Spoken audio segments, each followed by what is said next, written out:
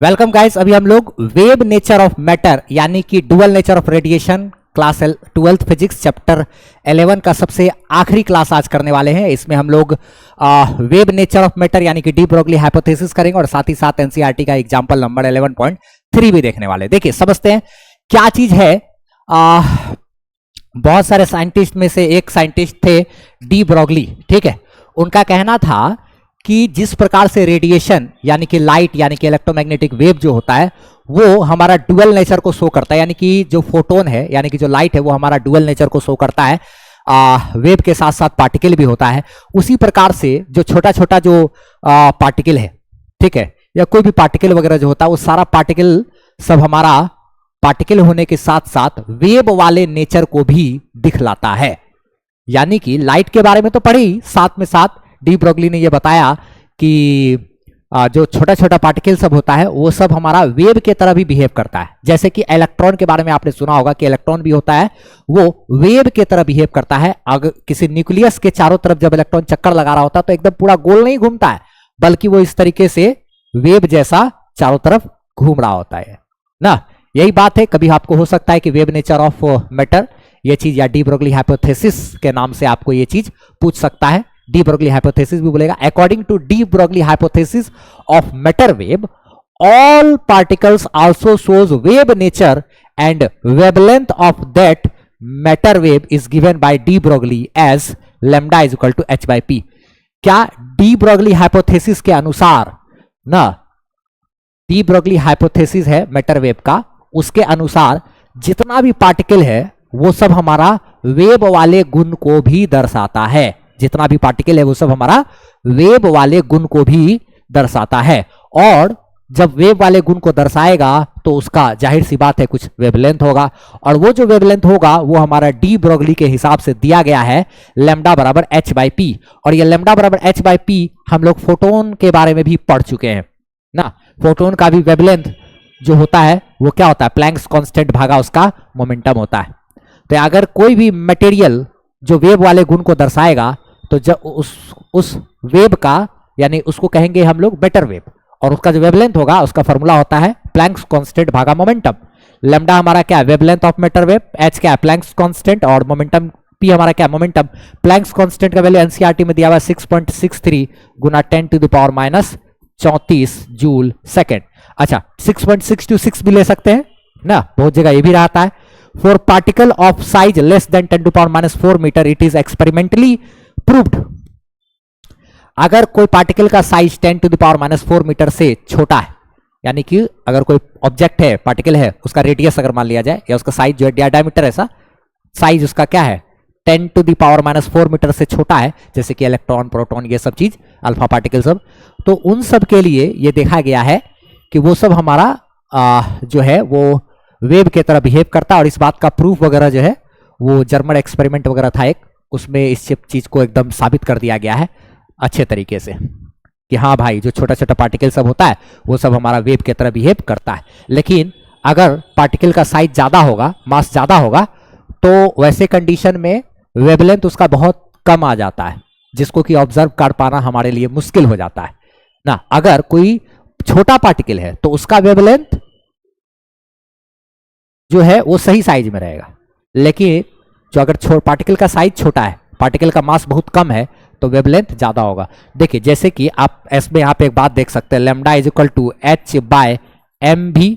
ये रिलेशन हमको क्या बता रहा है कि अगर किसी का मास कम है तो वेवलेंथ ज्यादा होगा, यानी कि मास जितना कम वेवलेंथ उतना ज्यादा, तो मेजर कर पाना वेवलेंथ को, नाप पाना वेवलेंथ को उतना आसान होगा। लेकिन अगर किसी का मास ज्यादा है भैया, तो मास ज्यादा तो वेवलेंथ कम, वेवलेंथ अगर बहुत ज्यादा छोटा हो जाएगा तो उसको नाप पाना बहुत ही मुश्किल होगा, बहुत ही मुश्किल होगा। ठीक है, चलो तो अगर हमको कभी भी पूछता है डी ब्रोगली हाइपोथेसिस बोलिए तो इन सब बात को पूरा डिट्टो छाप देना है। अगर हमको बोलेगा कि क्या कहते हैं मैटर वेव के बारे में बताइए, ठीक है, तो भी हमको यही लिखना है मैटर वेव डी ब्रोगली, कुछ भी बोलेगा तो बस इतना डाटा हमको डालना पड़ेगा कि जितना भी छोटा छोटा पार्टिकल होता है वो सब का सब हमारा वेव के तरह बिहेव करता है और उसका वेवलेंथ लैम्डा बराबर h by p होता है। यही तो फोटोन का भी होता है, यही चीज हम लोग फोटोन के बारे में भी पढ़े हुए हैं कि फोटोन का भी वेवलेंथ यही होता है। फोटोन का अगर हम लोग बात करेंगे तो फोटोन के लिए भी हम लोग सेम चीज पढ़े हुए नहीं। फॉर फोटोन देखो हम लोग जानते हैं एक बात, फॉर फोटोन क्या होता है, एनर्जी बराबर E is equal to H C by lambda, और E इज इक्वल टू क्या होता है M C square, energy is equal to M C square बराबर एच सी बाय लेमडा। तो यहां से देखिए आप C और C कट जाएगा तो M C is equal to H by lambda, और M और C ये क्या है मेरा मोमेंटम बराबर H बाय क्या है ये लेमडा, और लेमडा उधर ये इधर, तो lambda is equal to H by P ना। तो फोटोन के लिए भी हम लोग सेम चीज कर चुके हैं, फोटोन के लिए भी वेवलेंथ हमारा उतना ही आता है जितना कि कोई भी पार्टिकल के लिए आता है ना। तो ये बात को हमको ध्यान रखना है कि छोटा छोटा पार्टिकल भी वेव की तरह बिहेव करता है, जिसको हम लोग मैटर वेव कहते हैं, उसका वेवलेंथ लेमडा बराबर H बाई P यानी प्लैंक्स कांस्टेंट भागा उसका मोमेंटम, मोमेंटम यानी मास इनटू वेलोसिटी होता है। एग्जांपल के लिए इलेक्ट्रॉन, प्रोटॉन, अल्फा पार्टिकल और photon shows wave nature as well as particle nature. जैसे कि इलेक्ट्रॉन हो गया, प्रोटॉन हो गया, अल्फा पार्टिकल हो गया, फोटोन हो गया, ये सब का सब हमारा पार्टिकल होने के साथ साथ वेव वाले गुण को भी दर्शाता है। ठीक है, एक क्वेश्चन है हमारे सामने में कि एक इलेक्ट्रॉन है और एक प्रोटॉन है, दोनों सेम स्पीड से चल रहा है, तो बताइए किसका डी ब्रोगली वेवलेंथ ज्यादा होगा, किसका डी ब्रोगली वेवलेंथ ज्यादा होगा। तो चूंकि हम लोग जानते हैं लेमडा इज इक्वल टू होता है H बाय P मोमेंटम, यानी कि lambda is equal to H by M भी, दोनों का स्पीड कांस्टेंट है, ये कांस्टेंट है। सिर्फ मास की बात करें तो लेमडा इनवर्सली प्रोपोर्शनल टू क्या होता है मास, यानी कि हमको बताना है कि an electron and a proton both are moving with the same speed then which will have more de Broglie wavelength. भैया जिसका मास कम होगा उसी का वेवलेंथ ज्यादा होगा। मास कम किसका होता है, इलेक्ट्रॉन का, इलेक्ट्रॉन का मास कम तो वेवलेंथ ज्यादा, यानी कि lambda for electron is more than lambda for proton क्या at same speed, proton क्या at same speed। अगर स्पीड सेम है, सिर्फ मास में ही अंतर करना है, तो मास जिसका कम उसका वेवलेंथ ज्यादा, तो इलेक्ट्रॉन का मास कम इसलिए इलेक्ट्रॉन का वेवलेंथ ज्यादा होगा। ये इसका आंसर हो गया। क्या एनसीईआरटी का एग्जाम्पल नंबर 11.3।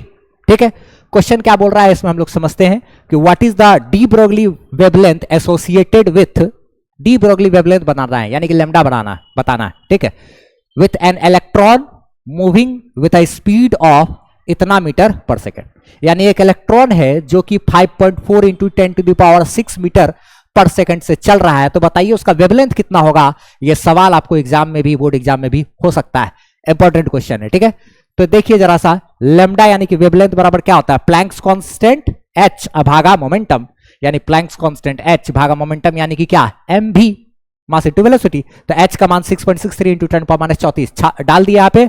मास की बात करें तो इलेक्ट्रॉन का मास हमको याद होना चाहिए 9.1 इंटू 10⁻31। और रही बात वेलोसिटी की, तो वेलोसिटी क्वेश्चन में दिया हुआ 5.4 इंटू 10⁻6। अब ऊपर में देखिए ये 6.63 ऐसे ही छोड़ दिए, ये 9.1 गुना 5.4 करेंगे तो यह आ जाएगा 49.14, इसको यहां लिख दिए। ये हो गया 10⁻⁻34, 10⁻⁻31, तो -31 -34 कटेगा तो 10⁻³ सिर्फ बचेगा, तो उसको यहां लिखे, और ये 10⁶ को यहां छोड़ दिए। अब इतना डिवाइडेड बाय इतना करेंगे तो यह आएगा हमारा 0, छोटा में बड़ा संख्या से भाग देंगे तो 1 से कम, यानी 6.63 भागा 49.14 करेंगे तो यह हमारा 0.135 आएगा। इधर हमारा 10⁻³ है, ये नीचे से ऊपर जाएगा। ठीक है, तो नीचे से ऊपर जाके 10⁻⁻6 हो जाएगा, तो इसको वैसे छोड़ दिए।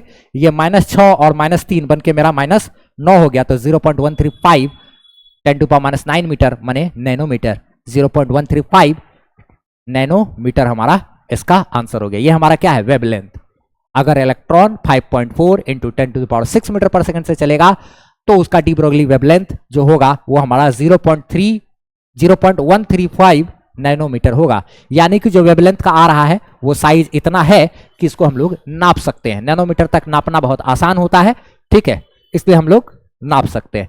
इलेक्ट्रॉन का साइज बहुत छोटा था, उसका वेवलेंथ जो आया वो एक ठीक ठाक सिग्निफिकेंट मात्रा में आया जिसको कि नापना आसान है। जबकि अब अगला क्वेश्चन जो है बी नंबर, उसमें बोल रहा है कि एक बॉल है जिसका वजन है 150 ग्राम ना, 150 ग्राम का एक बॉल है और चल रहा है वो 30 मीटर पर सेकंड की रफ्तार से। अब इसका हमको मैटर वेवलेंथ, इस मैटर का वेव का वेवलेंथ हमको बताइए, डी ब्रोगली वेवलेंथ। तो लैम्डा बराबर h बाय एम बी ना, यही ना है भैया, लैम्डा बराबर क्या है, h by M B, Planck's constant 6.63 into 10⁻34 भागा मास इसका क्या है 150 ग्राम था ना। तो हम एक काम करते हैं, इसको 150 है तो क्या करते हैं 150 अब भागा 1000 से भाग इसलिए दे दिए ताकि ये ग्राम से हमारा केजी में बदल जाए, ऐसा यूनिट में बदल जाए। ठीक है, अब रही बात ये भी यानी कि स्पीड हमारा 30 था तो स्पीड हम लोग 30 यहां पे डाल दिए। अब यहां पे देखिए 2 जीरो इसमें से काट देते, 1 2 1 2 काट दिए, ऊपर वाला 6.63 इंटू 10⁻34 10 का 10 हम लोग छोड़ दिए। रही बात इसमें का 2 जीरो, 1 जीरो और 1 जीरो, ये जीरो और ये जीरो काट दिए, तो ये 15 गुना 3 ऊपर में रह गया, ये 10 नीचे का नीचे रह गया। ठीक है, ये ऊपर का चीज को वैसे छोड़ दिए, 15 गुना 3 वैसे छोड़ दिए, 10 यहाँ पे नीचे छोड़ दिया है ना। अब एक बात चीज देखिए, यहाँ पे एक चीज ऊपर में ये 10 का 10 वैसे का वैसे है। अब 15 गुना 3 क्या होगा 45, 15 3 45, 45 भागा 10 4.5। ये ऊपर का संख्या बड़ा है, नीचे का संख्या छोटा है, तो भाग देंगे तो 1 से बड़ा आएगा। ठीक है, चलिए 6.63 भागा 4.5 करेंगे तो ये हमारा 1.47 होता है, और इधर का 10⁻34 ये वैसे का वैसे रह गया। एक बात यहाँ पे गौर करने वाला ये है कि देखिए, जब हम लोग एक इलेक्ट्रॉन को दौड़ाए थे इस रफ्तार से, इलेक्ट्रॉन का मास बहुत ही कम होता है, इसलिए देखिए उसका जो वेवलेंथ आया है, उसका वेवलेंथ हमारा 0.135 नैनोमीटर है। और नैनोमीटर में कोई चीज रहता है तो उसको नापना पॉसिबल है, आराम से अच्छे तरीके से हम लोग नाप सकते हैं, कोई ज्यादा हमको कष्ट और नहीं होगा। लेकिन एक बॉल था जिसका वजन था 150 ग्राम, वजन ज्यादा है। जब इसका हम लोग लेमडा निकाले, वेवलेंथ निकाले, तो देखिए 10⁻34 का ऑर्डर का आया, ये हमारा 10⁻9 मीटर के ऑर्डर का है, वो 10⁻34 मीटर के ऑर्डर का है। इसका मतलब अगर वजन ज्यादा है, साइज ज्यादा रहता है, तो फिर उसके लिए वेवलेंथ बहुत छोटा हो जाएगा, जिसको नापना एकदम प्रिडिक्ट कर पाना एकदम ना के बराबर हो जाता है। ठीक है, इसलिए जो हम लोग एक बात लिखे थे कि 10 टू द पावर, जो टॉपिक पढ़े उसमें लिखा हुआ है कि 10 टू द पावर -4 मीटर से जो छोटा साइज का पार्टिकल है, उसके लिए डी ब्रोगली वेवलेंथ का जो हमारा ये कॉन्सेप्ट है, डी ब्रोगली हाइपोथेसिस, वो अच्छे तरीके से एकदम परफेक्ट बैठता है, एक्सपेरिमेंटली भी वो अच्छे तरीके से प्रूव हो पाता है। और लेकिन जिसका साइज 10⁻4 मीटर से ज्यादा है, उसके लिए डी ब्रोगली हाइपोथेसिस को प्रूव कर पाना थोड़ा सा मुश्किल है, लेकिन फिर भी जर्मन एक्सपेरिमेंट वगैरह सब में प्रूव किया गया उसको। ये हमारा 11.3 का सॉल्यूशन कंप्लीट हो गया।